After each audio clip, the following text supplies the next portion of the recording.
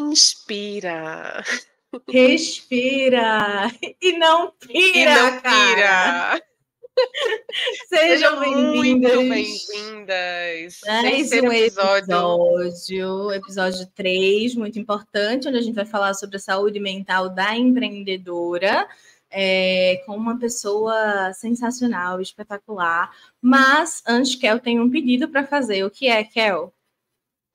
Amadas e senhoras, sigam o Pod Inspira nas redes sociais. Isso Sigam, mesmo. comentem, engajem, chamem as amigas empreendedoras, se inscrevam no nosso canal do YouTube, vão lá no Spotify também, se vocês gostam de treinar ouvindo assuntos pertinentes, engraçados às vezes, né? Sigam a gente aí, estejam conosco, empreendedorísticos, vem com a gente, chama mais um. Isso é muito importante, vocês sabem, para o nosso trabalho crescer, para a plataforma divulgar para mais gente, para as plataformas, né, divulgarem para mais gente, para vocês acompanharem também como é que a gente produz esse trabalho. Então, já cheguem aí, seguindo, curtindo, compartilhando, comentando, fazendo tudo isso. Quem é que a gente recebe hoje, Kel? Conta pra gente. Hoje nós temos uma convidada especialíssima, inclusive a nossa primeira convidada, né? Estou muito feliz e muito honrada em receber essa pessoa. Então, deixa eu começar aqui com as apresentações que são de praxe, né? Hoje no Inspira, Respira, Não Pira podcast, nós recebemos uma convidada incrível que vai nos inspirar e nos ajudar a cuidar melhor da nossa saúde mental, amadas. Vocês sabem que é muito importante, né? Nesse rolê de empreendedorismo, para que a gente consiga respirar fundo e não pirar em meio aos perrengues da nossa jornada. Ela quase se tornou médica, mas o medo de ver sangue pesou na hora da decisão. Então, acabou abraçando a psicologia e acertou muito, né? Psicóloga graduada pela Universidade Federal de Santa Maria desde 2022, tem se posicionado no mundo da psicologia clínica como empreendedora. Sua abordagem principal é a terapia cognitivo-comportamental e ela tem feito um trabalho incrível oferecendo atendimentos online para falantes de língua portuguesa. Através do Instagram, ela e seu marido, Guilherme Sausen, também psicólogo, oferecem psicoeducação sobre estratégias para construir relacionamentos amorosos e seguros, ou seja, eles são a dupla dos relacionamentos saudáveis. Além de sua paixão pela psicologia, ela é mãe orgulhosa dos doguinhos Pingo e Cecília. Ai, eu morro nisso como uma boa mãe de panda. Valorizando o cuidado, a empatia e a atenção, essa mulher psicóloga e empreendedora incrível traz não só a sua expertise profissional, mas também o seu calor humano e a sua vontade genuína de ajudar os outros. Estamos muito felizes e honradas em recebê-la aqui. Seja bem-vinda, Emily Schwad. Oi, gente. Oi! Eu amei saber que eu sou a primeira convidada de vocês. Eu me sinto muito honrada em estar aqui hoje. Eu acho o trabalho de vocês duas incrível.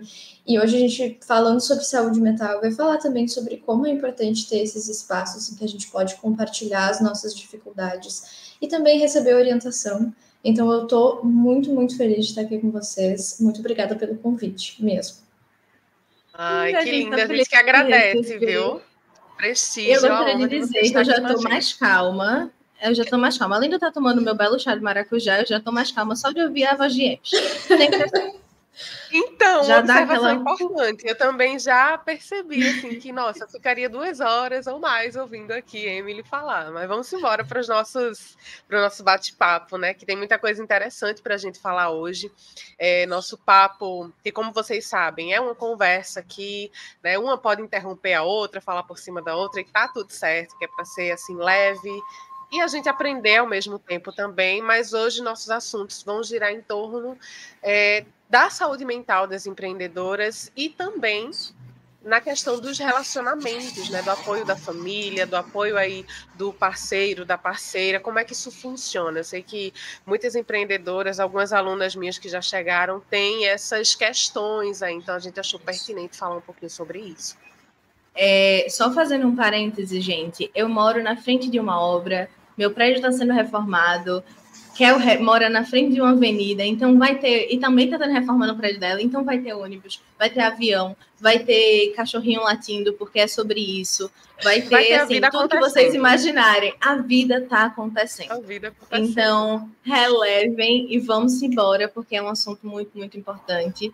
E aí, Emis, uma coisa que a gente já queria começar te perguntando é: você atende, no geral, muitas empreendedoras e quais são as maiores dificuldades que você consegue observar como um todo, assim, que a gente tem, né, que chegam para você em relação a isso? Aí, claro, a gente te apresentou, mas se você quiser falar um pouco mais aí também, óbvio, do seu dia a dia, da sua história, fazer alguma coisa aqui para se apresentar, complementar, fica à vontade. Fica à vontade. Também, se quiser trazer um ponto assim, gosto de tal série, gosto de tal filme, gosto de tal livro, a gente ama porque cria essa conexão um pouco maior. Uhum. E eu vou tentar relacionar não só as dificuldades mais comuns que eu observo, mas as dificuldades que eu tenho também, porque afinal de contas somos todas empreendedoras aqui. E eu acho que a gente pode também relacionar com várias pesquisas que saíram, especialmente nesse período da pandemia, falando sobre a saúde mental de empreendedores de uma maneira geral, que notou que a maior parte deles, e cerca de 90%, tem alguma queixa de saúde mental. Depois eu até posso mandar o link é uma matéria da Exame, se eu não me engano, que fala um pouco mais sobre isso e que a gente pode, eu acho, começar falando especialmente sobre a ansiedade, que é a queixa de saúde mental que eu costumo observar com maior frequência entre as mulheres que eu atendo, que são empreendedoras. Eu atendo majoritariamente mulheres, não é um grande público de empreendedoras, mas tem uma aqui, uma ali.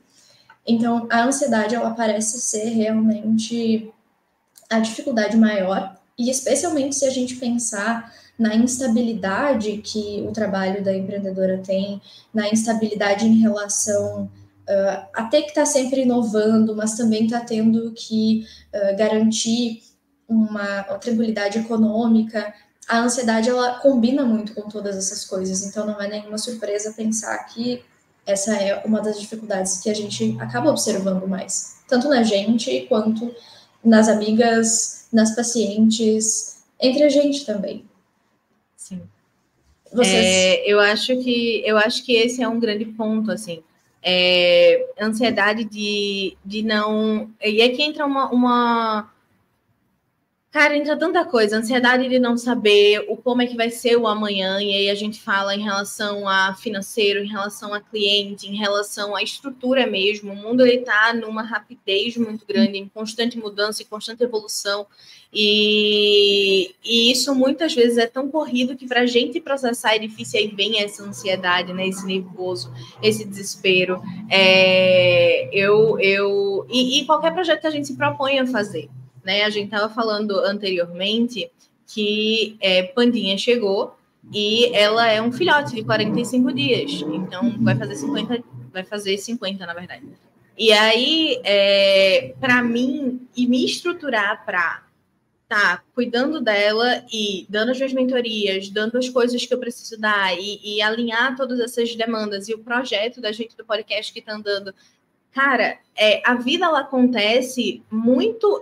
muitas vezes eu acho isso, que a vida, ela acontece com muito mais força para empreendedora, assim, ela impacta muito mais, porque você não tem essa segurança de que, tal dia o seu salário vai estar na conta, e aí você precisa se adaptar a esse cenário, você não tem isso inclusive, pode, a gente já trouxe aqui no episódio passado...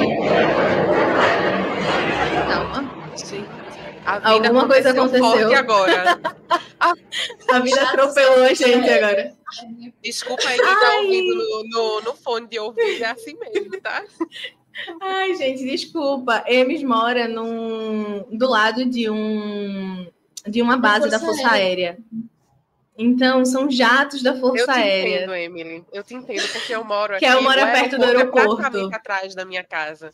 E tem, inclusive, um que passa por volta de 11 da noite, que eu acho que é um voo internacional, que ele é pesadíssimo. Ele é o que faz mais barulho. Eu vou tentar lembrar. Hora, inclusive, meio-dia começa. Tudo bem, sem problema. A vida acontecendo, minha gente. Mas eu acho que essa dinâmica que exige muito, o empreendedorismo exige muito da gente,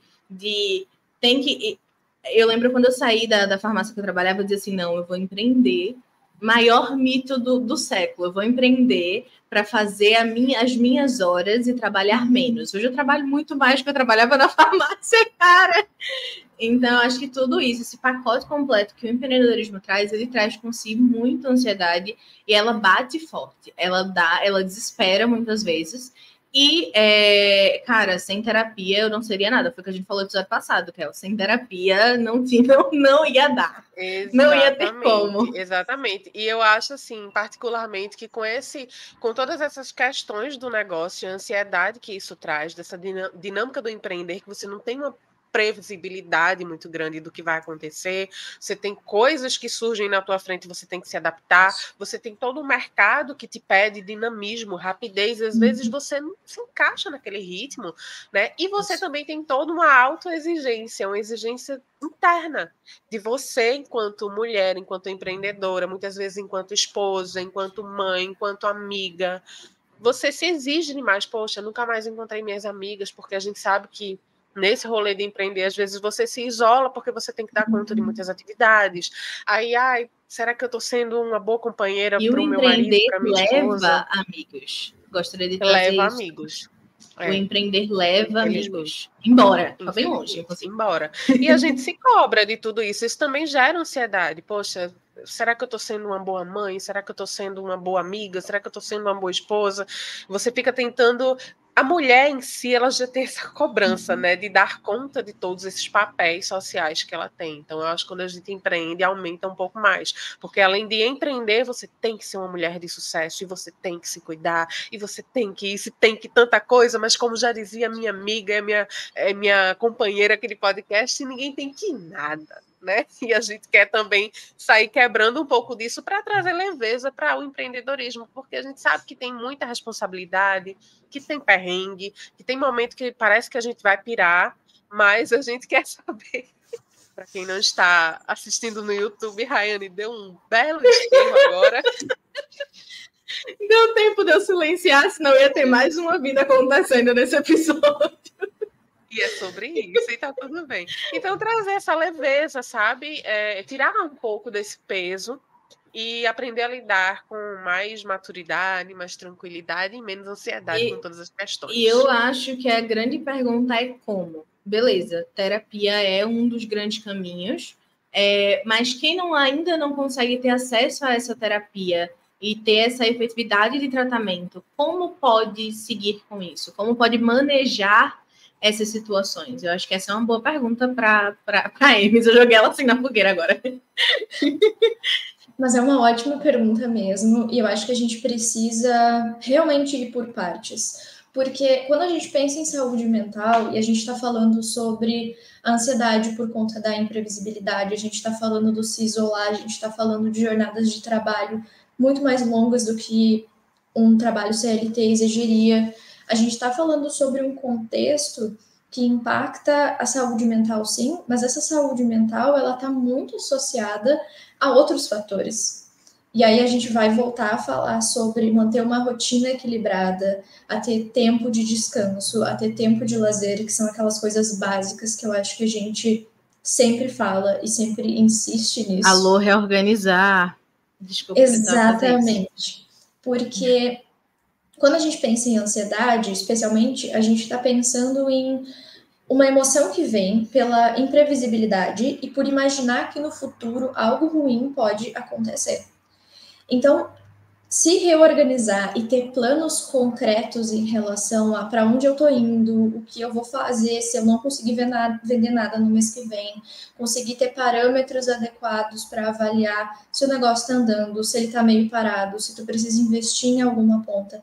Todas essas coisas vão ser importantes para mitigar um pouco essa ansiedade que está vindo, porque ajuda a dar uma sensação parcial, é claro, de controle. Mesmo assim, às vezes, fica difícil conseguir... não, eu tenho um plano, tá tudo andando. Às vezes, os pensamentos, eles vêm e eles acabam inundando a gente de qualquer forma. E aí, a gente pode acabar pensando em outras estratégias, como a famosa meditação mais especificamente do tipo mindfulness, para ajudar a gente a focar no presente também e lembrar que eu ainda estou vendendo bem, eu ainda estou conseguindo ser produtiva, ainda está tudo certo, eu tenho um plano e essas coisas não estão acontecendo agora. O que está acontecendo agora é, eu estou aqui sentada trabalhando, as coisas estão andando bem, vamos voltar a focar no corpo, vamos voltar a focar a atenção das pessoas ao meu redor, e isso tudo vai ajudando a aliviar um pouco a ansiedade. Mas se a gente tem uma empreendedora que não dorme bem, não consegue se alimentar direito, tem uma rotina bagunçada, está se sentindo sobrecarregada, às vezes meditar não é a única estratégia útil. Eu dei uma escondida aqui, porque eu estava até comentando, Emily, com o Rai esses dias, que eu preciso de rotina. Eu sou uma pessoa que precisa de rotina, eu preciso de um ambiente legal para trabalhar, para organizar internamente também. Quando está tudo bagunçado fora, minha cabeça também bagunça, né? E esses últimos meses, mais precisamente do final do ano passado para cá, aconteceram muitas mudanças no meu negócio, no meu trabalho. Eu encontrei Raio, a gente criou esse projeto novo e tantas outras coisas que aconteceram. E isso deu uma bagunçada também na minha rotina. E eu estou sentindo hoje essa necessidade de retomar. Por quê? Porque quando, de fato, como você falou, quando a gente não organiza isso, estou sentindo a necessidade de reorganizar, Raio. Quando a gente não organiza isso, a ansiedade aumenta, né? A gente cai mais fundo nesse buraco, assim, que às vezes ela nos toma, rouba nossos pensamentos, nos tira da nossa realidade. E é importante lidar com isso, porque eu empreendo há uns quase 4 anos, né? Desde a Mão em Massa. E a gente sabe que cada fase do empreendedorismo vai ter esses momentos. Não é que, porque eu estou no começo, eu estou mais ansiosa. Não. Quando você estiver lá faturando o que você quer faturar, quando você estiver lá com o seu negócio já mais estruturado, também vão acontecer esses momentos em outras fases, porque a gente vai crescendo e a gente vai querendo atingir novos patamares. E cada patamar ele tem sua dificuldade externa e interna. E aí, realmente, é importante a gente lidar com isso para lidar com tudo que vai vindo, né? Falando sobre essa desculpa, Emerson, falando sobre essa questão de falta de rotina, a gente estava conversando com isso, porque, como vocês sabem, Kel é minha mentorada. E Dona Kel está há quase um mês sem fazer sessão. Por quê? Porque a gente não dá conta de tudo. E aí sentamos eu e ela e entendemos que ela está no momento da vida dela que ela precisa dar uma pausa. A gente tinha esse projeto em andamento, então não ia adiantar empurrar a mentoria, como a gente diz aqui em Pernambuco, com as coxas, ou seja, de todo jeito. Né? Não ia adiantar empurrar, porque isso não ia ter benefício para o negócio dela. Então, demos essa pausa, e que bom que demos essa pausa, porque eu tenho certeza que ela vai voltar muito mais disposta a estar presente nessa mentoria. E aí vale lembrar a questão dos limites, até onde você consegue ir fazendo um bom trabalho. E um bom trabalho não é tipo um trabalho perfeito, é algo que não ultrapassa os seus limites, na minha opinião. E eu acho que é muito bom tu ter trazido essa questão dos limites, porque uma das coisas que eu mais escuto quando a gente volta a falar sobre ter uma rotina, sobre dormir mais cedo, sobre fazer pausas no meio do dia, porque como a rotina é muito longa e a nossa atenção ela também vai gastando com o tempo, a gente precisa dessas pausas para recarregar. Eu escuto muito que eu me sinto culpada de parar, eu me sinto culpada por estar indo dormir mais cedo, especialmente quando o negócio ainda não está talvez num lugar onde ele promove estabilidade financeira, onde ele promove uma estabilidade consistente também em relação a clientes, em relação a produtos, em relação ao que for. E eu acho que aí entra muito essa ideia dos limites que a Rai estava trazendo agora, da gente conseguir ouvir o nosso corpo, ouvir o que ele está dizendo para a gente e entender que não dormir, não se alimentar direito, não fazer intervalos, não afeta só a gente, afeta as nossas relações, mas também afeta o nosso negócio. E é uma coisa que é muito difícil de entender, pelo menos eu levei, e para mim eu levei alguns anos para entender, né? Que isso era necessário. E semana passada aconteceu uma situação que eu fiz, cara, tô ótima. Eu cheguei no ponto de equilíbrio que eu gostaria de chegar em relação a isso. Eu não tô onde eu quero estar com o meu negócio, eu estou muito longe, da onde eu gostaria e de onde eu sonho em estar como negócio, mas eu tenho as minhas demandas. E aí, era um domingo, eu também tenho tentado flexibilizar essa questão de trabalho. De trabalhar, tá tudo bem eu trabalhar dia de domingo, mas que não seja o dia inteiro, que eu não fique ali surtada, que eu não fique enfiada naquele trabalho, porque eu fui dos dois extremos, de não tenho hora nenhuma para parar de trabalhar, para só trabalho dentro deste horário. E acreditem, nenhum desses dois extremos é bom. E aí, nessa flexibilizada, eu tava com o computador no colo, sentada no sofá da minha sala, assistindo TV, bem de boa, bem tranquila. E não estava saindo mais nada. Não adiantava. Eram 7 horas da noite. Eu estava trabalhando, não tinha nem 2 horas direito. E não estava, não dava. Eu fiz, ok, é isso. Não dá. E eu acho que a gente entender, a gente conseguir associar isso e conhecer esse limite do nosso corpo, ele é muito difícil quando a gente empreende. E é essencial, na verdade. E aí eu fiz, ok, não dá, tá tudo bem, fechei. Tarefa sempre vai ter, trabalho sempre vai ter. Fechei, botei meu computadorzinho ali e fechei uma série, dar meu belo cochilo no sofá e é sobre isso e seguir a vida. Mas é muito difícil, na minha opinião, da gente entender esses limites, né? Eu acho que é complicado no começo. Assim. Porque vem muito, né, Emília, essa questão da culpa que você falou. Eu já senti muito isso. Hoje em dia, às vezes ainda sinto, porque como o Rai falou, não tô no meu. E eu tô falando mas eu sei que muitos empreendedores que estão ouvindo a gente também vão se identificar. Que assim, principalmente, exatamente como vocês falaram, que quando o negócio não tá no patamar que a gente quer, a gente não tá tendo o resultado que a gente espera, né? E aí mistura ansiedade com aquela culpa de por que eu vou me divertir? Por que eu vou descansar? Né? Mas sabe o que eu acho engraçado, Kel? É que nem sempre. Eu tenho uma conhecida amiga empreendedora que ela tá no momento fora do país. Era o sonho dela. Ela tá morando em Nova York. Ela tá fora do país. Ela tá de boa com a empresa dela. Ela lucra bem, né? Porque não é faturar. Faturamento é diferente do lucro. Mas ela lucra bem. Ela tá bem ali. Mas ela vive dizendo que ela sente... A maior culpa dela é viver as versões dela. A versão dona de casa, a versão pessoa que está realizando o sonho e poder sair e se divertir ali. Então, eu acho que é engraçado, porque a gente acha que é só nesse começo ou só nesse meio, onde a gente não está no lugar exatamente que a gente gostaria, mas lá no final isso também acontece, né? Lá no final isso também tem um peso muito forte ainda. Ela diz, eu faço, mas eu estou fazendo agora, mas eu passei 4 anos sem fazer e eu me sinto culpada quando eu estou fazendo. E como manejar? Como seria interessante manejar essa culpa, Emes? Por que, Emes? Que isso, já estou chamando Emily de Emes também. Por que isso vem, né? Por que sentimento maluco é esse que a gente tanto sente culpa quando não tá... Sentimento maluco não foi uma expressão muito boa, né? Enfim, mas é sentimento estranho. Quando a gente tá ali no começo não tendo resultado, a gente sente culpa por não descansar, por descansar, por ir para o lazer. E quando a gente pode fazer isso, a gente também sente culpa. O que é isso e como lidar com isso? A maioria de nós aprendeu que para que as coisas sejam feitas, precisa existir cobrança e punição. A maioria de nós não aprendeu a ter uma relação positiva com a gente, uma relação positiva com as outras pessoas quando se trata de trabalho. Porque a maioria de nós cresceu inserido numa forma de se tu não fizer, tu vai ser punido, e se tu fizer, então talvez tu fez o que tu devia ter feito. Não é grande coisa. É sua obrigação. É a tua obrigação. É a sua obrigação. Então a gente, na maior parte das vezes, ainda não aprendeu a ter uma relação saudável em que a nossa motivação não vem da culpa, não vem do medo, não vem da ansiedade, ela vem daquilo que a gente quer alcançar. Ela vem de querer colocar em prática os nossos valores, da gente querer estar fazendo o melhor pra gente, porque às vezes fazer o melhor pra gente não é sentar para ver TV.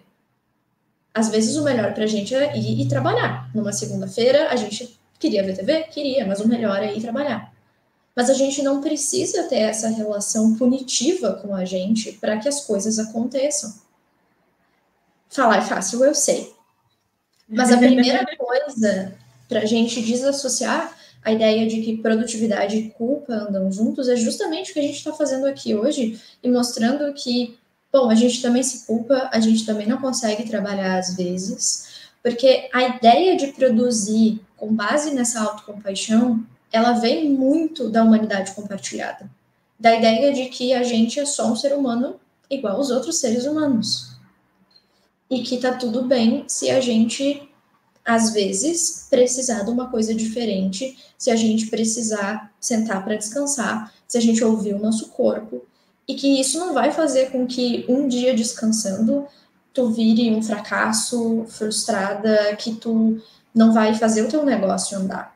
A gente tem muito esses pensamentos catastróficos em relação ao descanso também. E às vezes poder sentar e avaliar com calma, tá, mas como eu me senti depois que eu descansei? Foi melhor para mim? Não foi? Eu produzi melhor depois disso? Isso também vai ajudando a gente a entender que, puxa, talvez eu não precise dessa culpa para me motivar a fazer as coisas. E você me falando aí, Emily, me veio, acho que Rai deve ouvir isso às vezes de alguém na Reorganizar.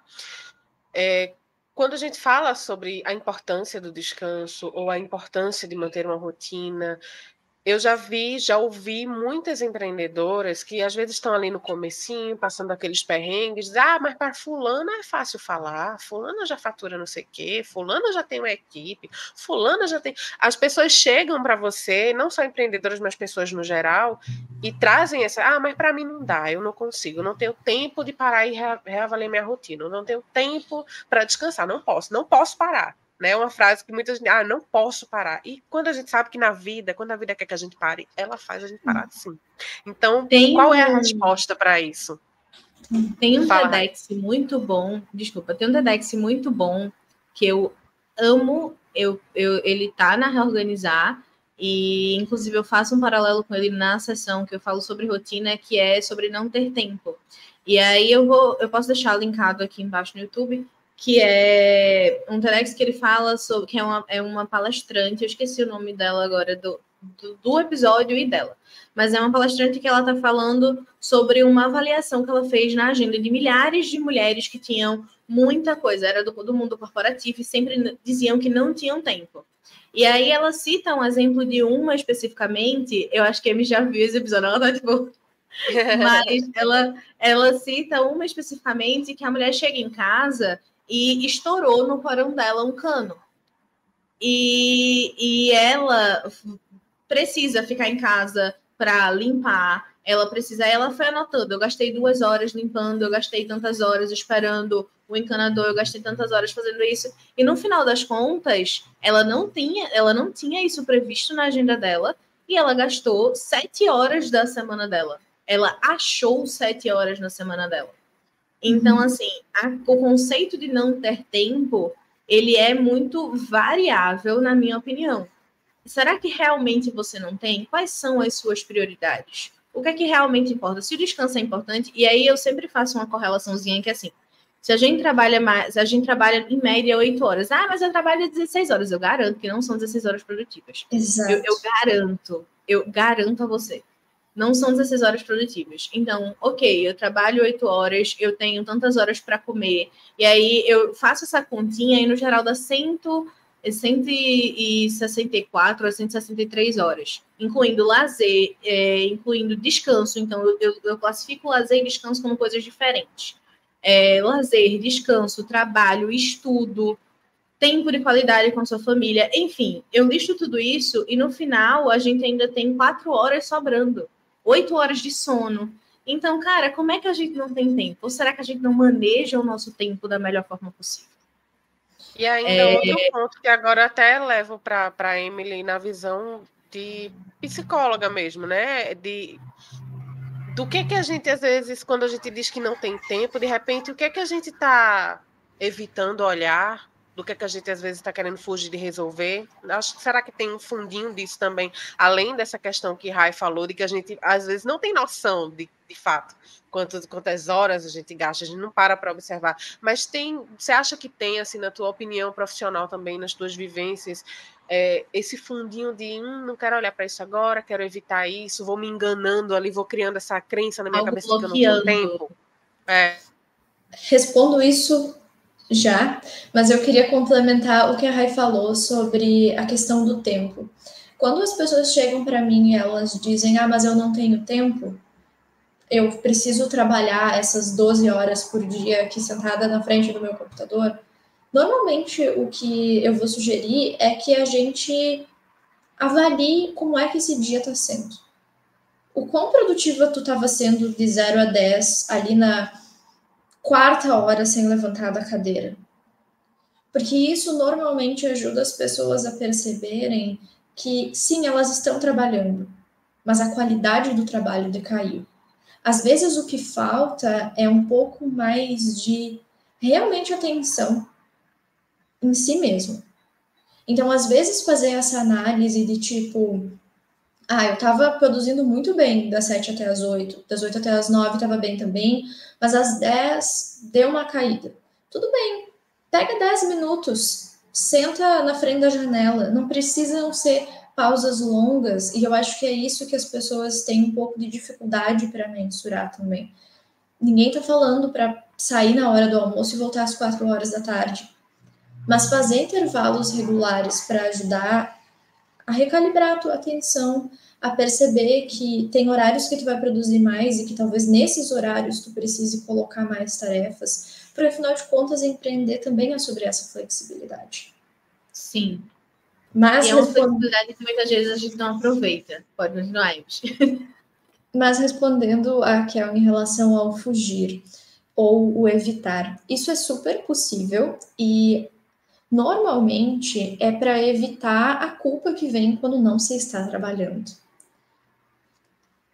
Isso é muito individual e eu não posso fazer uma avaliação de que para todas as pessoas é assim. Às vezes é difícil lidar com o sentimento de não ter nada para fazer porque ele traz culpa. Às vezes eu lembro que eu tinha muito eu não posso ter hobbies porque se eu gostar de fazer outra coisa eu não vou mais querer trabalhar.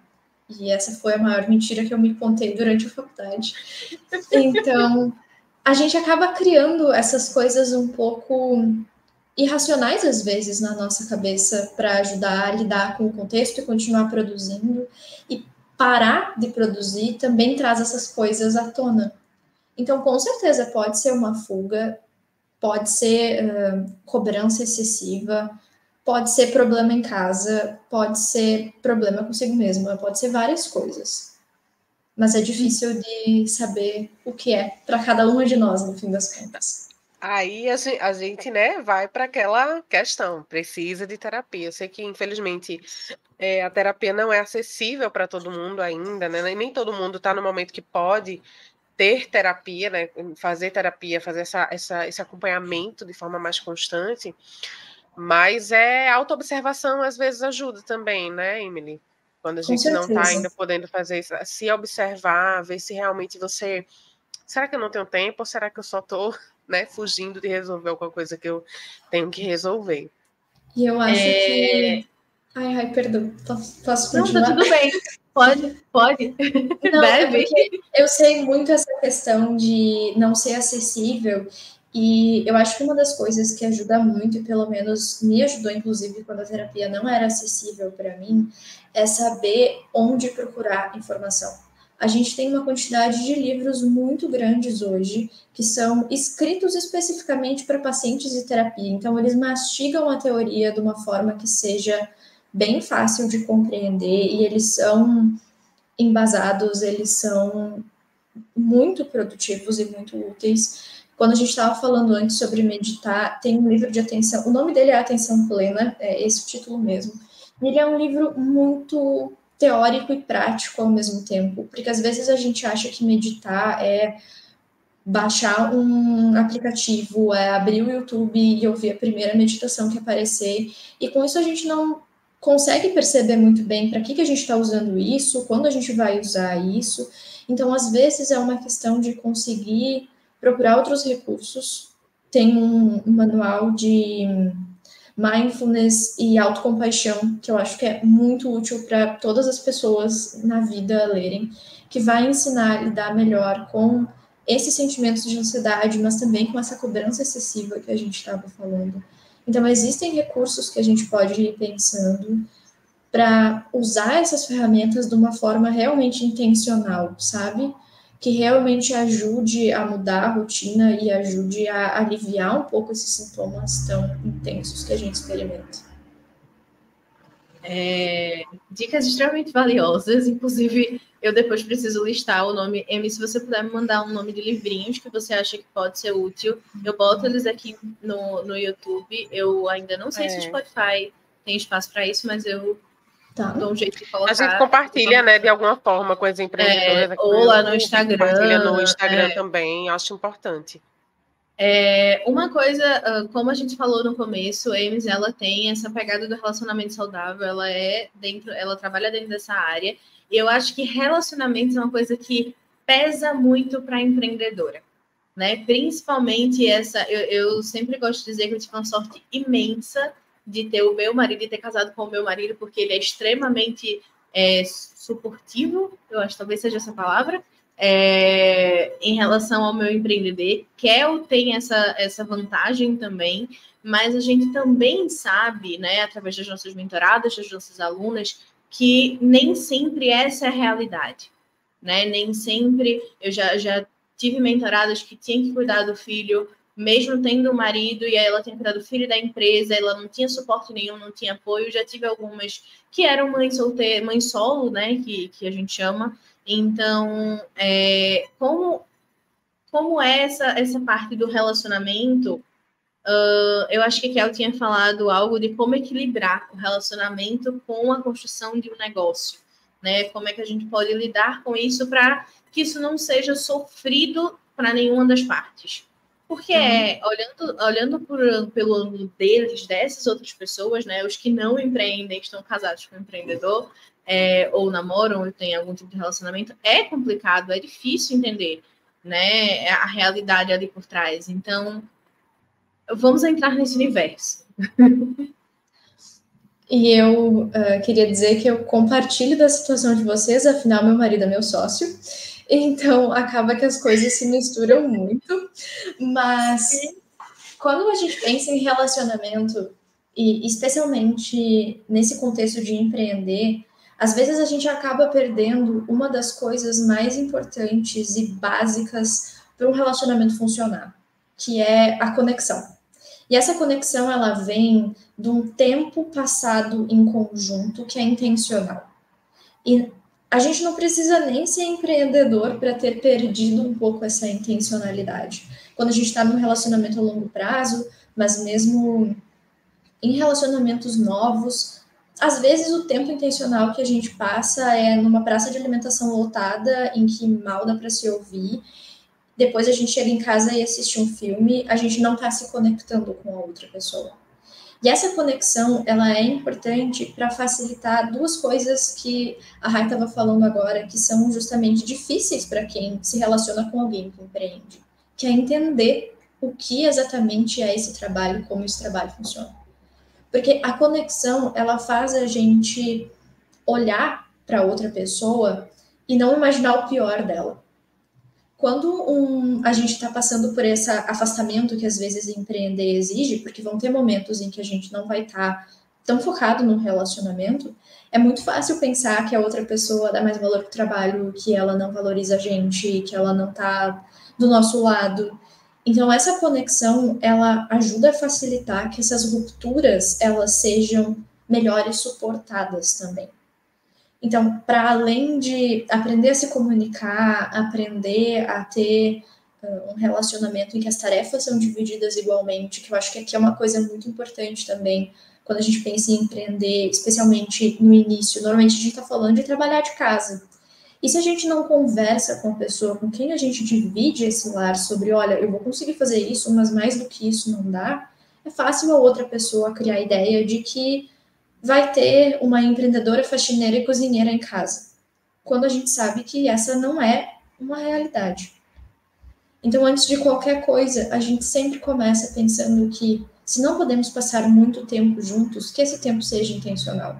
Que esse tempo seja algo que ajuda a gente a estar conectado e sentir que estamos no mesmo barco.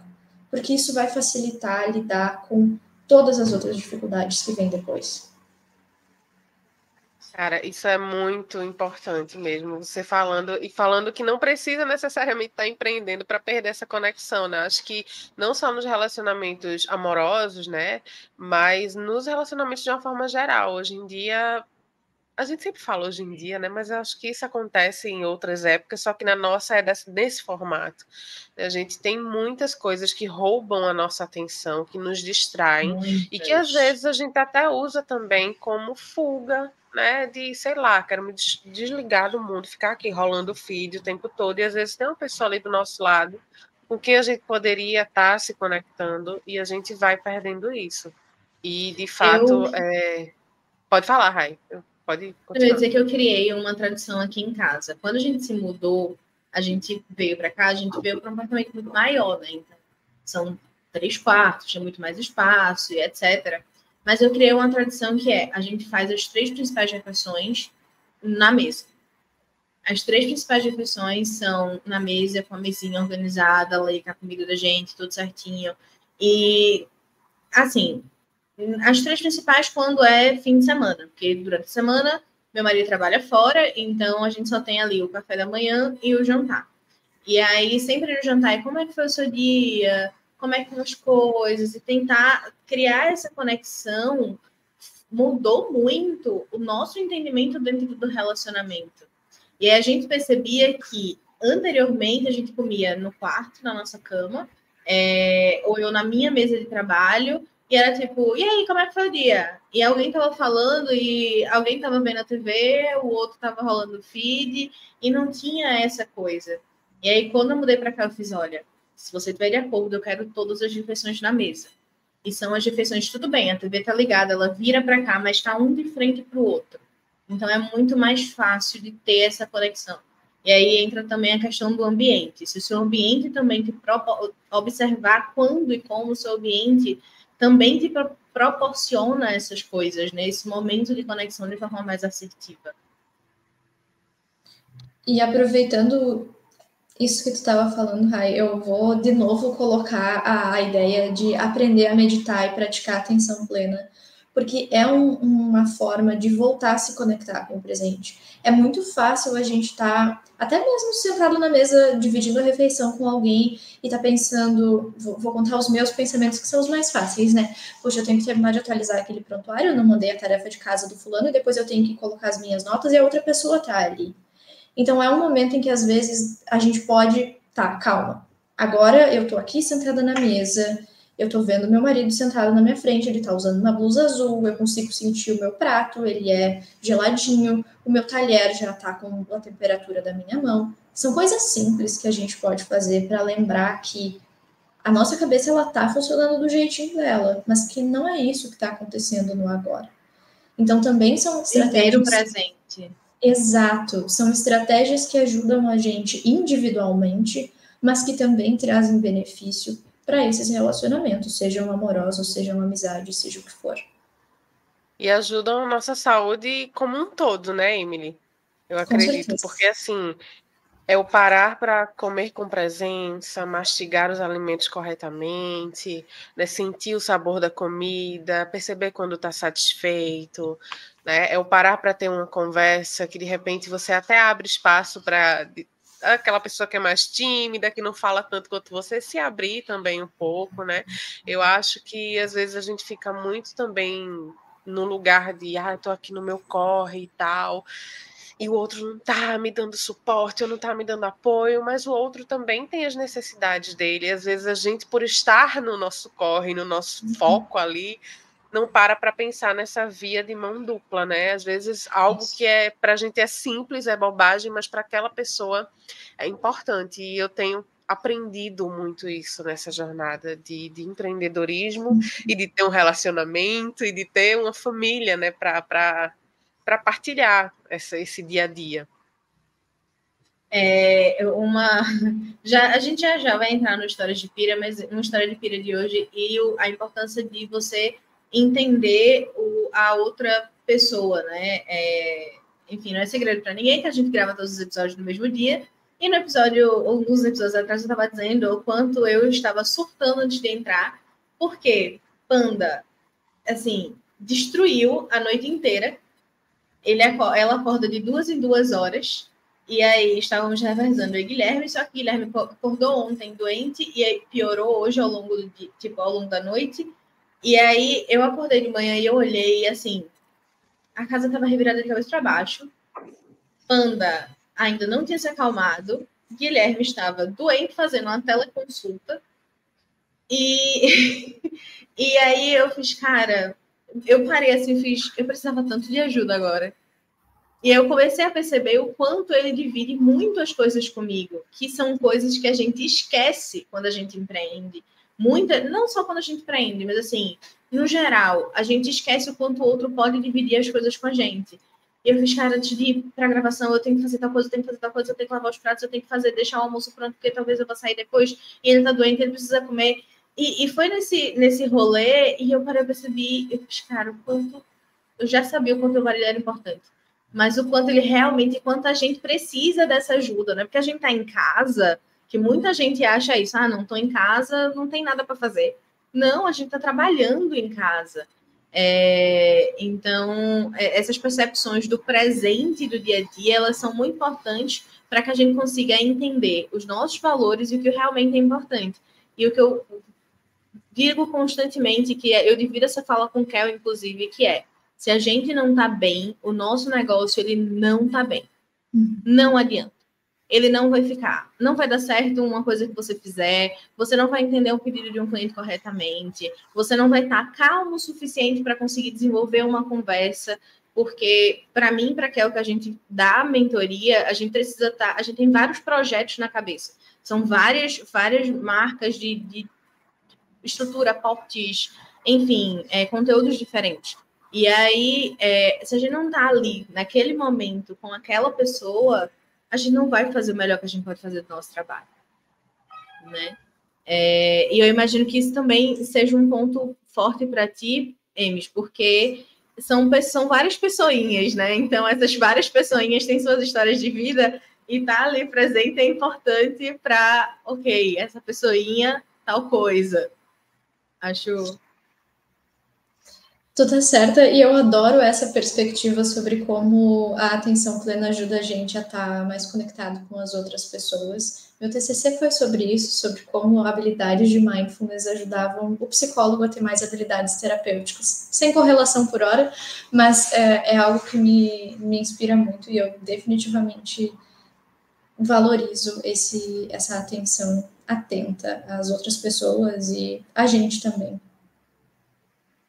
Eu fiquei um pouquinho curiosa para saber, Emily, como porque você e seu esposo trabalham juntos e trazem no Instagram de vocês, inclusive, esse conteúdo, né? Esse conteúdo educativo sobre relacionamentos e como construir esse relacionamento seguro e saudável. Apegos, Como é que tipos vocês... de apegos. Isso. Eu olhei lá os conteúdos, achei maravilhoso os textos que vocês escrevem, um sobre o outro, sobre o relacionamento de vocês, abrindo também coisas que vocês de repente já viveram, né, fases que já passaram. Como é que vocês chegaram assim, vamos trabalhar nesse tema, vamos caminhar vamos por esse Como caminho. Como é que vocês chegaram também nesse ponto de vamos trabalhar juntos? Porque assim, eu tô levantando uma bandeirinha ultimamente de não quero sociedade. E Kel, polêmicas. E Kel entende muito essa parte, como ela tem a área de administração, ela é formada em administração, então ela entende muito a fundo essa parte de sociedade, etc. E aí, juntando experiência, conhecimento teórico, técnico, a gente estava conversando esses dias que atualmente o Pod é uma parceria empresarial, mas ocasionalmente ele vai virar uma sociedade pelo tamanho que a gente quer que ele tenha. E como é que a gente vai lidar com isso? Como é que tu consegue lidar nesse momento de sócio, marido, todo esse rolê? A primeira coisa a ser dita é que chegamos aqui com base no perrengue. Então, eu e o Guilherme, a gente sempre gostou muito um do outro, mas a gente sempre teve estilos muito diferentes de lidar com as coisas e lidar com o relacionamento. Eu sempre fui uma pessoa muito mais estourada, vamos ser sinceras, e ele era muito mais... Sério? Sim. Bastante. Ela é do nosso bonde, Kel. Introvertida, porém irritada. E para mim a raiva era muito um jeito de também saber que ele estava ali comigo. Eu usava muito as brigas para saber se ele estava comprometido com o relacionamento ou não. Eu não sabia que eu estava fazendo isso, mas era isso que significava no fim das contas. E quem me ensinou a ser assertiva foi o Guilherme. A gente se conheceu na faculdade e ele era 2 turmas. A gente compartilha o nome de maridos. Desculpa a interrupção. E foi ele que aos poucos foi me ajudando a regular um pouco as coisas e tornar o nosso relacionamento mais equilibrado. Até que eu percebi que mesmo sendo assertivo ainda faltava alguma coisa. E foi aí que a gente começou a conversar sobre o fato dele não conseguir se abrir emocionalmente comigo e por isso eu não senti que ele estava aqui. Então a gente sempre estudou juntos desde que eu me lembro, assim, algumas cadeiras eventuais ele fazia comigo, então a gente estudava juntos, mas a gente ia para curso junto, a gente passava o final de semana, às vezes estudando um na casa do outro. Não é uma dinâmica que surgiu do nada, a sociedade, ela foi se construindo aos pouquinhos. E quando a gente foi fazer estágio, a gente fez estágios nos mesmos lugares, a gente começou a manter contas no Instagram separadas na época para captar pacientes enquanto estagiários ainda. Então, foi uma coisa acontecendo aos pouquinhos e a gente, nesse período de estágio, entrou em contato com mais conteúdo sobre relacionamentos, de livros, de autores que a gente gosta, e a gente começou a aplicar isso no nosso relacionamento. E a gente notou que fez uma diferença muito, muito grande e que quase ninguém falava sobre isso ainda. E aí a gente até começou, no início, logo depois de formados, a gente ainda era pessoas físicas, enquanto psicólogos, mas a gente viu que estava dando simplesmente muito trabalho ser pessoa física. E podendo contribuir um com o outro facilitaria. Então a gente já estava morando junto, a gente já era noivos, e aí simplesmente foi também algo em função do nosso relacionamento. Porque trabalhando juntos a gente liberava tempo para estar juntos, que antes a gente precisava gastar produzindo conteúdo, fazendo outras coisas. Então, funcionou bem por isso. Acho que a gente já estava construindo essa ideia de trabalhar juntos de uma maneira bem diferente, mas foi gradualmente aumentando o nível de colaboração e hoje é o que funciona melhor para nós dois. Por hora, as coisas sempre podem mudar e a gente é muito aberto para entender que, às vezes, a gente vai querer seguir rumos separados e tudo bem. Eu acho que essa leveza... Não, pode fazer só. Agora já começou aqui a cabeça, vem. Não, pode fazer tua pergunta, que depois eu faço aqui a pergunta que me veio aqui na mente. Mas pode falar. Tem alguma questão de esse horário, a gente fala sobre a empresa, esse horário é nosso, é da gente, ou acontece de um entrar ali no meio do outro, opa, agora não vamos falar sobre isso, vamos deixar para depois. Tem alguma separação dessa forma, desse estilo? Sempre acontece de respingar alguma coisa, tipo, estamos jantando e aí eu não declarei as minhas notas ainda, tu já fez isso? A gente podia sentar para olhar o extrato juntos e aí acontece dessas coisas às vezes aparecerem na janta, aparecerem no café da manhã, aparecerem quando a gente está caminhando. E tá então, tudo bem por vocês? Um de nós normalmente faz o papel de, olha, eu não tô afim de falar sobre isso agora, tá tudo bem se a gente falar depois? Às vezes a gente segue a conversa e tudo bem, a gente também aprendeu muito a quero falar sobre X, quando você tem tempo para falar sobre X. Então, essas coisas, elas são bem flexíveis, a gente não tem uma regra clara. No geral, sexta-feira é o dia do vamos falar sobre as coisas que precisam ser faladas sobre a empresa, mas às vezes passa, acontece. Sim. E aí já acho que uma pergunta tem muito a ver com a outra também, não só pela questão de trabalho, mas pela questão desse fluxo dessa comunicação.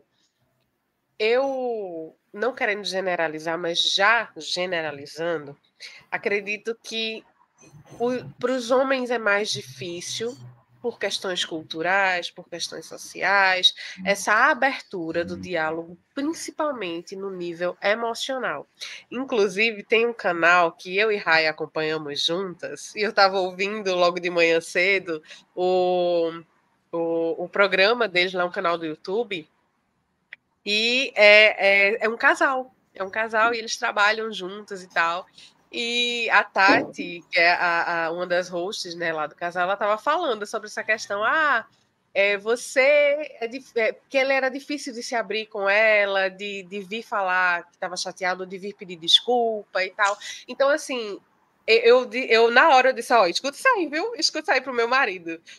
Você vem falar depois, que vem conversar, e a gente quer resolver na hora, a gente quer falar. Mulher, ela, em resumo, a mulher gosta mais dessa parte da fala, do diálogo, de vamos resolver, vamos botar os pratos limpos, vamos conversar. E o homem, acredito eu que a maioria, tem uma tendência a deixa quieto. Vamos fingir que nada aconteceu, depois ficar tudo bem. E a gente não gosta disso. Ou né? Então depois a gente conversa. Depois a gente conversa. Então, como é que eu trago, se eu percebo que está acontecendo, como é que eu trago essa pessoa para, a gente precisa, sim, conversar. Como é que eu vou fazendo o que você falou? A gente começou em relação ao seu esposo, ao Guilherme, né? A gente começou a estudar, começou a ler livros, começou a implementar no nosso relacionamento. Como é que eu trago a pessoa, meu companheiro ou minha companheira, para... a gente precisa melhorar isso, ajustar isso. Porque, às vezes, o mais fácil é você fingir que não está acontecendo, deixar aquele problema ali e vamos empurrar com a barriga que está dando certo assim, deixa quieto. Só que uma hora a bomba estoura. Só que uma hora a bomba estoura. O mais difícil é você sentar e resolver. Como é que a gente melhora esse nosso diálogo? Que horas a gente fala disso? Que horas a gente fala daquilo? Como é que eu... sem desrespeitar a personalidade do outro, o jeito do outro, eu mostro para ele a importância, por exemplo, de se abrir também emocionalmente, né? Que às vezes divide tudo, mas quando vai falar do emocional, aí a pessoa trava. E como é que eu faço isso, ou a outra pessoa faz isso comigo, sem a gente também desrespeitar a personalidade do outro, né? Com uma pergunta gigante, mas enfim.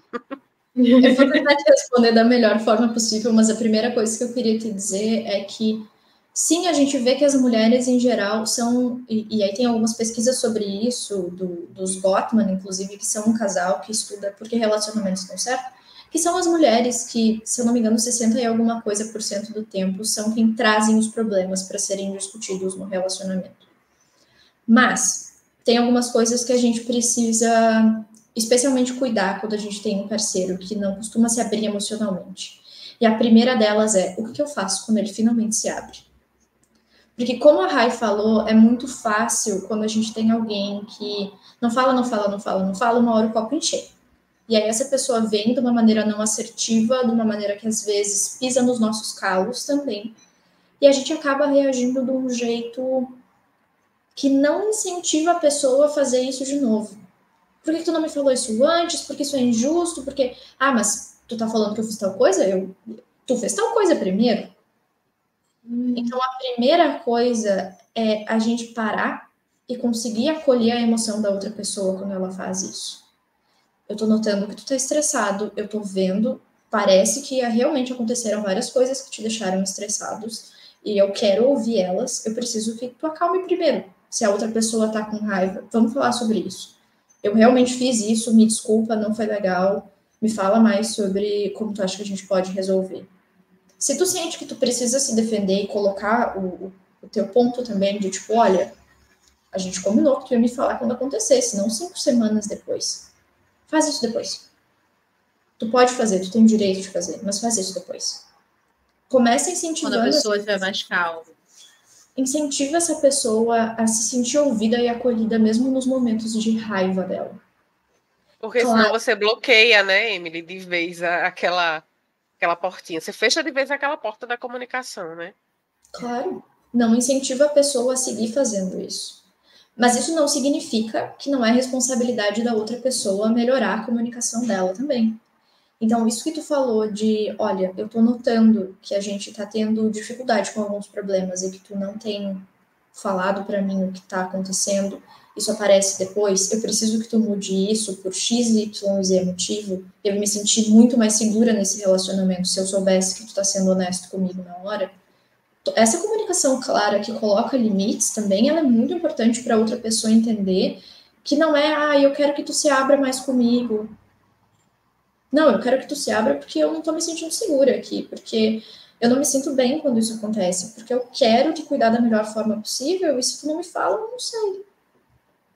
Eu tive que dar uma dura no Guilherme alguns anos atrás e dizer para ele que se ele não se abrisse emocionalmente comigo, o nosso relacionamento não ia funcionar.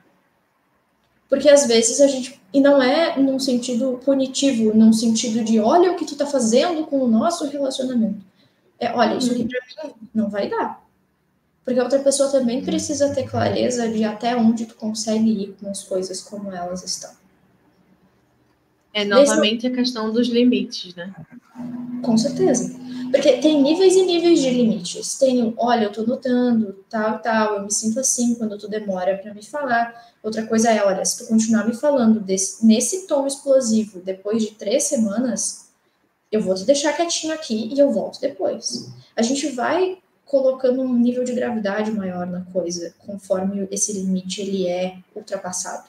A gente precisa lembrar que a outra pessoa não vai de início atender às nossas expectativas também, porque provavelmente essa dificuldade, como a Kel falou antes, vem de uma questão cultural, onde homens não podem falar sobre como eles se sentem, que eles têm que ocupar um papel de provedor, eles não podem se mostrar frágeis, eles também não são ensinados a ter esse tipo de conversa.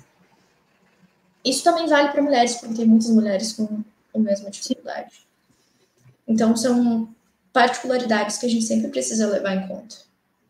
E isso tudo, nessa questão dos relacionamentos, do se abrir ou não, dessa comunicação, aí envolve a jornada da empreendedora, envolve a saúde mental dela, porque às vezes a gente vem, por exemplo, do ambiente corporativo, de que separe trabalho e vida pessoal. E a gente sabe que na vida real isso não se separa, isso se mistura muito. No empreendedorismo, minha gente, se você trabalha de casa, vai misturando tudo. Então é importante usar aí essas ferramentas e essas orientações que você passou para a gente. Eu acho que deu para, né, clarear muita coisa aí e iluminar dar um muita direcionamento. Coisa. Eu gostaria de dizer que estamos a 1h02 falando sem parar. Que delícia! Quer dizer que a conversa foi boa, né? Tá boa. Bem matraqueiras, adoro essa situação. E eu acho que chegou aquele momento, Kel. Chegou o momento das histórias de pira. Histórias chegou o momento. Eu acho que em algum momento. Na rádio. Eu acho que em algum momento eu vou fazer uma vinheta para isso. Histórias de pira. Mas o conceito vocês já sabem. A ideia é que vocês enviem para a gente através do e-mail irpira ou irnpira@gmail.com as histórias de vocês. A gente já falou para a Emes que tinha esse quadro que se ela tivesse alguma história para falar, ela poderia falar. E aí, Emes, tem alguma coisa? Fica mais fácil se eu ouvir as histórias, ver se eu tenho alguma. Ótimo. Então, eu começarei com uma história que foi enviada para a gente e está completamente anônima. Então, não levem em consideração absolutamente tudo, porque apesar da história ser verdadeira, ela está anônima e eu precisei trocar algumas informações, como nome, por exemplo. Oi, Rai. Minha empresa trabalhou com um colégio que, quando chegamos, eles não tinham nada de identidade visual própria, apesar de estarem estabelecidos no mercado local há muito tempo. Então, nós criamos tudo baseado nas cores que usavam no uniforme e na logo da matriz principal, que era em outro estado. E aí, aqui, minha gente, eu já estava surtando. Pelo seguinte motivo. Como é que um colégio renomado não tem uma identidade visual? E se é de outro estado, a identidade visual tem que vir da matriz, cara. Mas, enfim, deu uma leve exaltada. Trabalhamos construindo essa... Voltando para a história. Trabalhamos construindo essa identidade visual. Raivosa. Trabalhamos construindo essa identidade visual por 3 anos. As cores se solidificaram e, além do uniforme, agora também tinha o muro inteiro com elas. E já eram super associadas pelo mercado. Até que chegou uma gestora em letras garrafais, abençoada, de outra região, que achava que as coisas aqui funcionavam como lugar no local anterior que ela estava, no sul. E simplesmente quis mudar tudo, começando por excluir uma das cores, a principal, e deixando apenas a que ela achava interessante. E como não bastava ser do nada, foi de última hora. Estávamos no meio da campanha de matrícula. Foi muito fácil, foi muito difícil a gente argumentava, mostrava os dados, mostrando que era efetivo. A gente fez uma pesquisa que o pessoal já associava a marca às coisas que ela queria e as coisas que ela queria mudar não fazia sentido alterar agora. Até dissemos que tudo bem passar por um processo de rebranding, mas não no meio da campanha de matrículas. Nada adiantou, principalmente porque ela sabia mexer no CorelDRAW. CorelDRAW, para quem não sabe, é um programa tipo Photoshop. E na cabeça dela, isso já dava a ela um diploma de marketing e publicidade.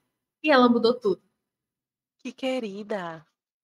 Ela mandou rodar as peças, ela mandou tudo. Inclusive, o nome dessa história é A Intervenção Não Tão Divina. E tem um motivo, mas eu não posso falar, porque senão vai ser muito óbvio. Mas pensem aí, o spoiler tá no Divina. Tem alguma coisa ali relacionada ao Divina. Mas é isso, a pessoa simplesmente não conseguiu vencer. A querida, a gestora abençoada, mudou tudo. Porque sabia, mexendo no CorelDRAW, inclusive, pelo que eu entendi, mudou as peças, criou coisas novas e tudo dentro do padrão que ela gostava e foi uma bosta no final. Como já era de se prever. Nossa! Como é que a pessoa reage num momento como esse? Dá aquela respirada bem funda e segue o baile, porque Não, faz, né? assim, eu peguei a fofoca pela metade, né? Porque eu não perguntei depois se ela quebrou o contrato, porque isso é argumento de quebra de contrato. Porque se a sua opinião ela não é mais válida para a empresa, não faz mais sentido você continuar nela, né? E aí, beleza, se for questão de financeiro e etc., tudo bem, você continua empurrando com a barriga até você ter uma opção melhor e dar o chute, né? Mas, assim, aprender a demitir clientes, isso é uma coisa que muito empreendedora tem dificuldade. Mas é isso. Surtou a equipe inteira, fez do jeito que queria e segue a vida. Isso acontece tanto, mas enfim, deixa para outra história, para outras histórias de pira. A que eu vou contar, eu acho que tem um pouquinho a ver com essa questão de demitir cliente. Tem tudo a ver, na verdade, com essa questão de demitir cliente e de se posicionar em relação a certas coisas que acontecem, né? Às vezes você, sei lá, se você trabalha na empresa de outra pessoa, de repente não tem poder de demitir o cliente, às vezes realmente é respirar e seguir o baile e entregar a Deus. Mas, às vezes, você precisa, principalmente no seu negócio, se posicionar, né? E o título dessa história de pira é Toma aqui seus R$ 8.000. Quem pegou a referência aí, né? Uau! Uau! Tem uma música de uma cantora famosa que eu esqueci o nome, que ela fala, toma aqui seus R$ 50. Mas essa Toma aqui não aqui foi seus 50, só 8 foi mil reais. 8.000, querida. Tinha uma cliente O preço que pagava da paz, né? o preço da paz. Preço Pois da é, paz. quanto custa a sua paz? Quanto vale a sua paz? Tinha uma cliente que pagava de rica, chique, elegante, mas atrasava o pagamento todos os meses, sem motivo aparente. Ela ficava me prometendo que trabalhando com ela eu seria conhecida e reconhecida, que cresceria junto com ela, mas eu não via nada acontecer. Aguentei até chegar no meu limite. Cheguei para ela e falei que precisava que o pagamento fosse feito em dia. Ela deu um piti e me transferiu o dinheiro todo de meses na hora. Eu fiquei, gente, como assim? Porque ela ficava atrasando se já tinha o dinheiro. Só de ruindade, como a gente fala aqui, né? Só para, como diz, só para matar na unha? Como é isso? Fiquei tão revoltada e me senti tão mal e desrespeitada que decidi não trabalhar mais com ela. Só tinha um problema. Eu estava rompendo o contrato. Precisaria devolver todo o dinheiro, que eram simplesmente R$ 8.000. Não sei como consegui fazer isso, mas acho que a lembrança da voz irritante dela, me chamando de menina e dizendo que eu não daria certo porque não era visionária como ela, me deu coragem. Devolvi todo o dinheiro e falei que daquele momento em diante estava fora do projeto. Atrasei minhas contas? Atrasei. Passei perrengue? Passei. Mas pelo menos me posicionei e aprendi a não aceitar mais quem não respeitasse meu trabalho, me pagando em dia. Quando essa pessoa me contou, ela falou, né, deu o contexto, ela estava começando, eu era realmente inexperiente, mas eu sabia o que eu estava ela era inexperiente, assim, na questão da condução do negócio, né, dessa questão de contrato, do que ela poderia fazer, mas ela tinha muita bagagem em relação ao que ela entregava, e entregava muito bem, mas era inexperiente nessa relação, né, com o cliente, o que é que eu faço, o que é que eu não faço, e por isso aconteceu esse fato com ela, mas ela disse que foi a oportunidade de aprender como agir nas próximas vezes. Rayane aí surtando com a história. Não! Surtando completamente, né? Assim, você sabe que a gente tem aquela ideia de fazer, a gente tem uma tabela de ideias de episódios que a gente quer fazer. E um dos episódios é sobre pessoas que gostam de humilhar as outras. Principalmente dentro desse nosso mundo de marketing, branding, dos famosos gurus. Gente, eu vou falando isso, já vai me dando um negócio, assim, já vai subir. Mas é o tipo de pessoa que, cara, na minha opinião, não vai para frente. Vai quebrar a cara em algum momento. É péssimo, é uma atitude péssima. E o que é que você ganha humilhando a outra pessoa? Cara, pra quê? Você só tá sendo uma pessoa horrorosa, horrível, péssima. Eu não consigo achar subestimando o outro e se colocando assim, sabe? E aí fica pagando de porque você não é visionária. Porque ser visionária é o quê? É tolerar atraso no pagamento? Pelo amor de Deus, gente. Essa instabilidade do empreender e do empreender. A psicóloga é só aqui vendo a gente dar o surto. Gente, vocês querem? Eu acho que vocês deveriam fazer uma sessão de terapia, gente. Eu tava inspirar, respirar, não pirar. Isso me lembrou, sabe do que, Kel? Esse fim de semana eu tava assistindo um filme que eu adoro, que é Bohemian Rhapsody, a história de Freddie Mercury. E Kel também ama esse filme. E aí, na hora, eu postei um stories, ela viu e tal. Ela comentou: eu adoro esse filme. Eu trabalhava no cinema ainda, na época que lançou, e tava assistindo não sei quantas mil vezes. E eu lembrei daquele empresário deles que não aceitou lançar Bohemian Rhapsody porque era completamente fora do padrão do mercado na época, né? Era uma música de 6 minutos que misturava pop, rock e ópera. Era completamente inovador, porque, gente, o Freddie Mercury era um grandíssimo empreendedor. E aí ele não aceitou. Eu gosto muito de quando corta, aquela cena que eles estão se apresentando no Live Aid no final do filme, e corta para isso tocando na rádio e para o empresário que não aceitou olhando para o nada, assim, tipo, quando ele gritou: vocês não são nada sem mim, vocês não vão chegar em canto nenhum, eu não dou um ano para essa banda acabar, e coisas desse gênero. Então, eu achei, uma cena que me vem muito forte nesse sentido, da história que tu contou, e que é muito real, a gente ver uma coisa dessa, coisa de filme, não, é muito real. Então, a minha vontade é de mandar catar pouquinho. E a importância também de você, nesse momento, se posicionar diante daquilo que você acredita, né? Porque hoje, por exemplo, o que as pessoas falam? Mas ninguém vê nada com mais de 15 segundos. Ninguém vê nada com mais de 30 segundos. Tem que fazer eu fazendo meus vídeos de 1 minuto e meio.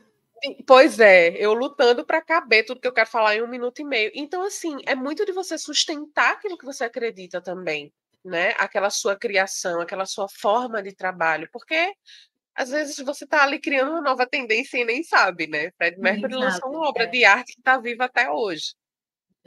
A gente fala, né, Emily? Emily é isso. Mulher, interrompe a gente, porque senão a gente vai, sem freio. E aí, Emi, você conseguiu pensar em alguma história de pira? Acho que as minhas são todas protegidas por sigilo, então acho melhor não. Importante, né? Esquece. Deixa pra lá. Bem, eu acho que agora a gente vai para aquele finalzinho gostoso das perguntas à convidada. Desculpem o barulho, eu estou abrindo o tablet aqui para pegar as perguntas. Porque lembra que a gente falou, né? Somos apenas nós duas produzindo esse podcast.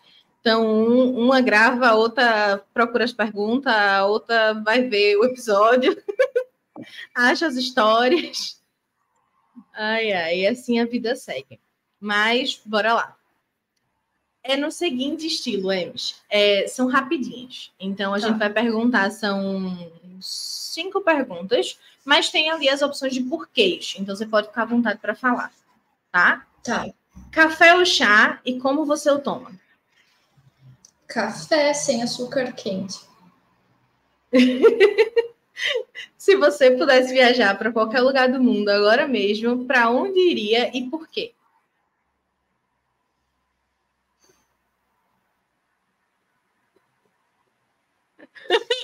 Momento de reflexão.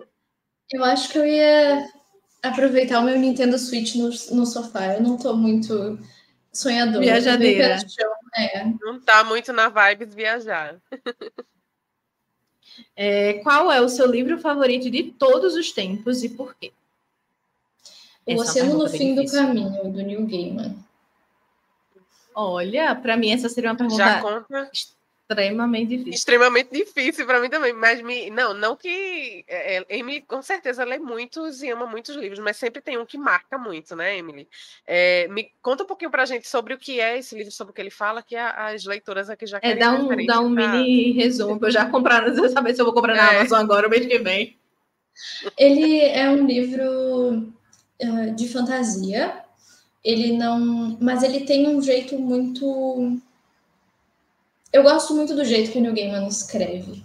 Então ele consegue misturar o realismo com a fantasia e criar um realismo fantástico numa vibe parecida com Gabriel Garcia Marques, por exemplo, mas bem mais moderno e não tão solitário. Eu acho que é um livro...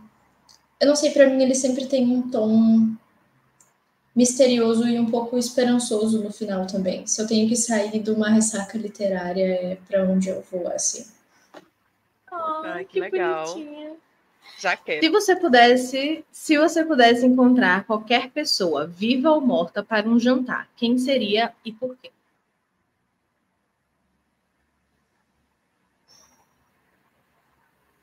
Eu acho que eu só queria encontrar meu avô, eu tô com saudade dele. Gente, vamos ter um momento de chorar, porque eu daria a mesma resposta. Inclusive, assim, eu também tenho uma tataravó minha, que é minha avó Júlia, que foi uma pessoa, assim, que ela tá presente na minha vida até hoje. Ela faleceu, eu era pequena ainda, estava entrando, acho, na pré-adolescência. Mas é uma ligação muito, muito, muito, muito forte, muito forte. Enfim, vovôs e vovós mexem com os corações da gente. Muito. Se você pudesse dar um único conselho / orientação para as mulheres empreendedoras, o que seria?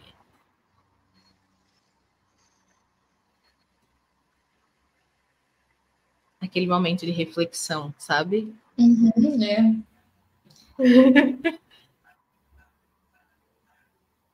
Eu vou pensar bastante no que eu precisava ouvir, porque isso sempre facilita. Show!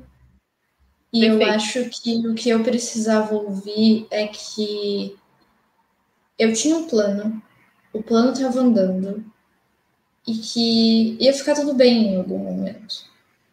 Eu acho que é muito fácil se desesperar e sentir que a gente não está fazendo o suficiente quando a gente ainda não está onde a gente queria. E, na verdade, às vezes o que a gente precisa é reconhecer que a gente está fazendo o máximo possível para aquele momento e que isso vai levar a gente para algum lugar, mas que a gente precisa ter calma. E eu acho que calma é uma das coisas que mais me faltou. Eita! Foi forte, né? Eita!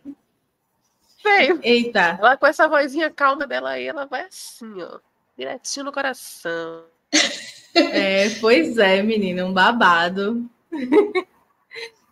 Eu não sei, para quem tá no YouTube, eu não sei se fui eu, se foi Kel que travou, mas deu uma boa travada aqui. Emily? Foi, deu. Eu escutei a Kel, mas eu não vi ela. A gente te escutou, mas a gente não te ouviu. A internet acontecendo, irritando a gente. Inclusive, semana passada já tá meio instável desde semana passada, né? Ela vem testar, mas é assim mesmo. Foi muita emoção. Não, e tá chovendo em Recife hoje. Tá chovendo em Recife hoje. Ontem choveu a noite inteira em Recife, desde as 8 horas da noite, e aí, enfim. E muitas emoções aconteceram.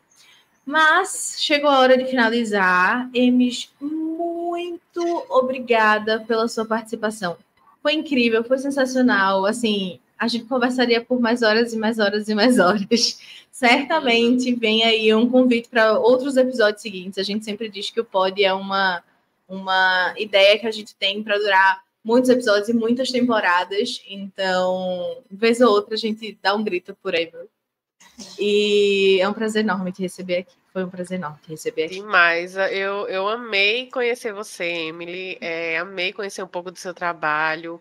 Tudo que você trouxe aqui para a gente hoje foi muito importante. Com certeza vai ser muito bem aproveitado por nós e pelas empreendedoras que estão nos ouvindo nesse momento. Gratidão e muito, muito, muito sucesso no seu trabalho. Inclusive, aproveita e deixa aqui. A gente vai deixar, né, nas descrições, mas já fala aí teu Instagram para a galera seguir, conhecer teu trabalho. Exato. Antes de qualquer coisa, eu queria agradecer vocês pela oportunidade de estar aqui e falar sobre esse tema. Eu acho que empreender, especialmente na psicologia, pode ser muito solitário, porque a gente, em geral, é uma profissão muito solitária. Então, é realmente muito importante para mim estar aqui hoje. Eu tenho certeza que esse é um episódio que eu ia amar ter escutado quando eu comecei, quando eu estava pensando em ir para a clínica. Eu admiro muito o trabalho de vocês duas. Eu acho que a mentoria ela é essencial para diminuir, inclusive, essa ansiedade e ajudar a acalmar o coração quando a gente está com muita pressa. Então, muito obrigada pelo convite. Sempre que precisarem, é só chamar. E o meu Instagram é @psiguilherme.end. Mas vai estar na descrição, porque eles têm o Instagram em conjunto. Mas estará na descrição com toda certeza. E eu acho que eu também queria dizer para as pessoas que ouvirem o podcast, se elas tiverem mais dúvidas, elas podem sempre entrar em contato com vocês, é claro, mas o meu Instagram está sempre aberto para conversar sobre esses e outros assuntos, é só mandar uma mensagem lá. É sempre o nível extremo de fofura. Que delícia, que conversa gostosa. Só para relembrar, o meu Instagram é Rayane Ste, S-T-H-E, o de Kel Kerlane Real, não é isso? E tem o Instagram do pod, que é @podinspira. Então, sigam a gente lá. Lembrem de se inscrever no canal do YouTube, de seguir lá no Spotify e de compartilhar esse episódio ou outros que vocês quiserem com outras empreendedoras, amigas, colegas, queridas. É sobre isso. Beijo e até a semana que vem. Beijo.